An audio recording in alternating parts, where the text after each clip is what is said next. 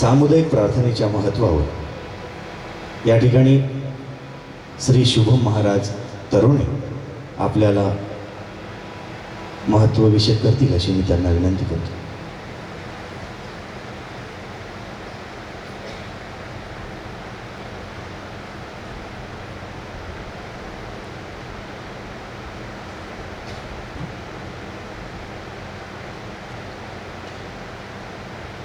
परमपूजनीय श्री गुरुदेव, सामुदायिक प्रार्थनेकरता उपस्थित प्रार्थना प्रेमी उपासकांनो,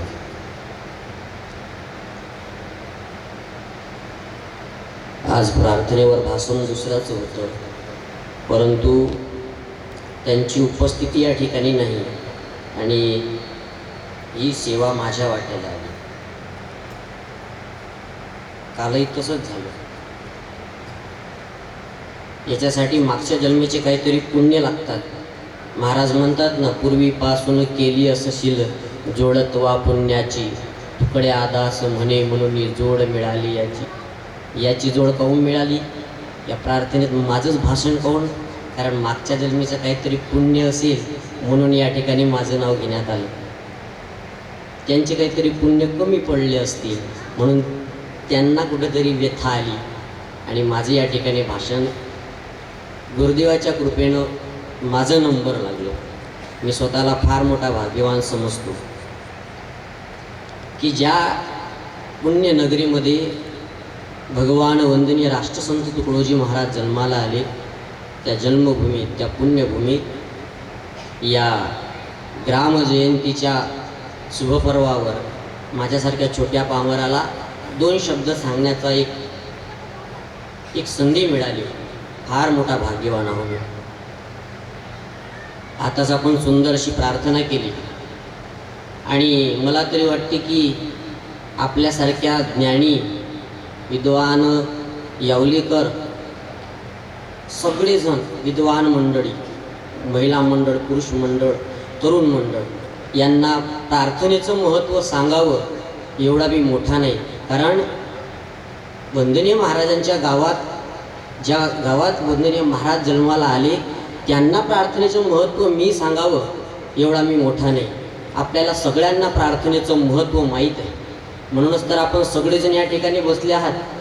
सगळेजणांच्या घरी काही ना काही कामं असतात, परंतु कामं सारून आपण आलात म्हणून आपल्याला प्रार्थनेचं महत्त्व जास्त समजलेलं आहे. श्रोत्यापेक्षा, वक्त्यापेक्षा श्रोता फार विद्वान असतो. आपण सगळे विद्वान आहात.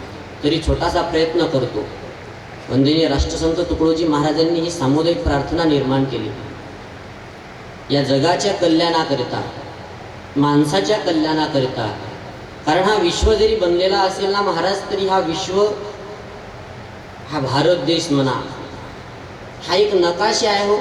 परंतु हा नकाशा तेव्हा जिवंत होईल जेव्हा एक व्यक्ती हा सुसंस्कारित होईल.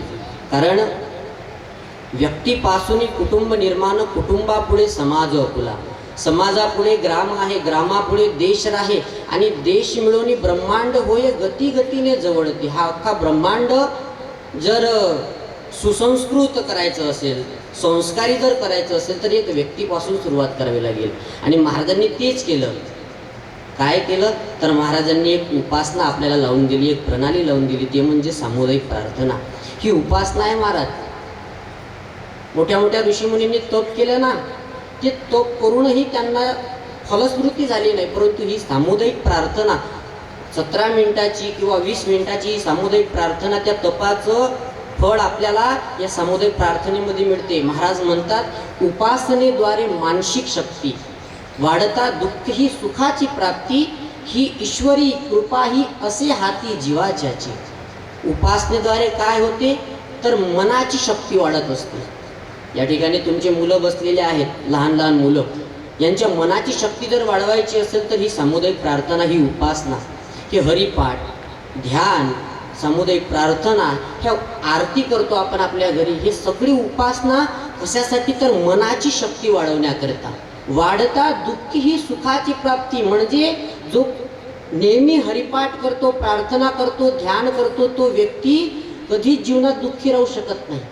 दुःखी ही सुखाची प्राप्ती. कितीही मोठा दुःख आलं तरी पण तो जीवनात कधी दुःख मानून घेत नाही, कारण तो प्रार्थना करणारा असतो. सर्व दुःख समदुःख सुखक्षमी.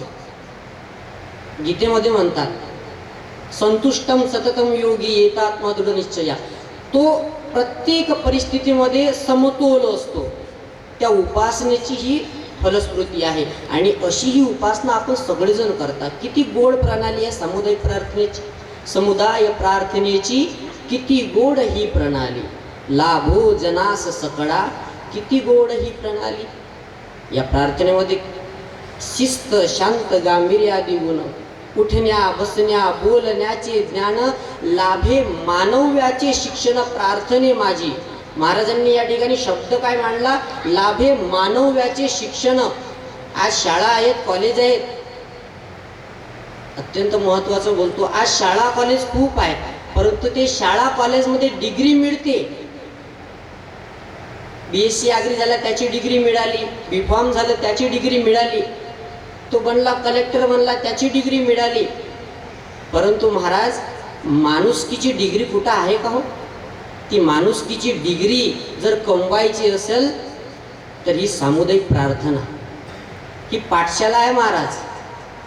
प्रार्थना मानवी शिक्षणाची शाळा, ग्राम संस्कृतीचा मुख्य जिव्हाळा. भेद कल्पना जाती रसातळा प्रार्थनेच्या मुशी माझी ही पाठशाळा आहे.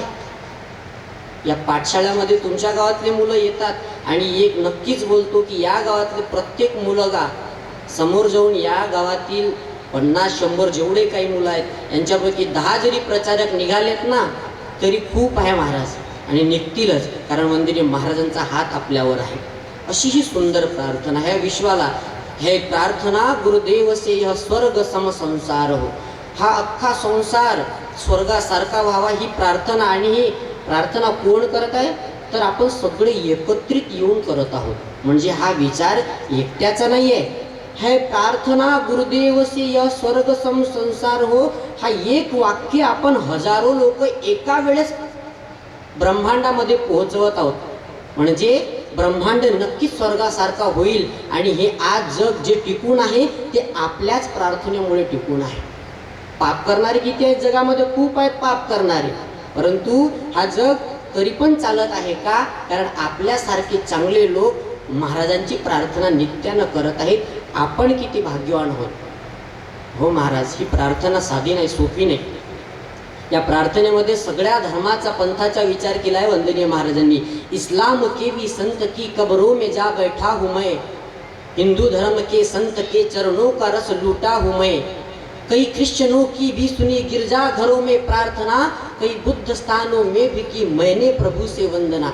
महाराज म्हणतात मी मस्जिदमध्ये गेलो, प्रार्थना केलो, ख्रिश्चनांच्या चर्चमध्ये गेलो, प्रार्थना केलो, त्यांची प्रार्थना जाणून घेतली, आणि या सर्व प्रार्थनांचा, सर्व धर्मांचा समन्वय, विश्व शांतीचा उपाय, लोक सुधारणेचे विद्यालय, सामुदायिक प्रार्थना, या सर्व धर्मांचा समन्वय केला महाराजांनी. आणि ही गोड अशी प्रणाली सामुदायिक प्रार्थना आपल्याला दिली.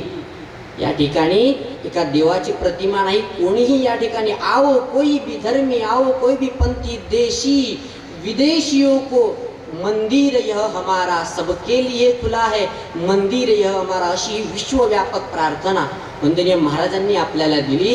नक्कीच या प्रार्थनेमुळे आपलं गाव आणि विश्व हे स्वर्गासारखं बनेल. महाराज माणूस बनवायचा आहे.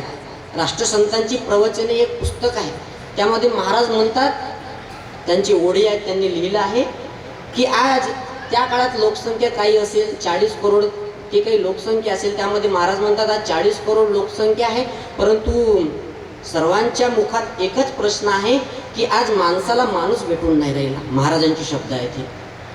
आणि आजही तेच प्रश्न. पहा ना, तेव्हा 40 करोड लोकसंख्या होती, आता वाढली. आता लोकसंख्या किती वाढली? भारतामध्ये खूप आहे.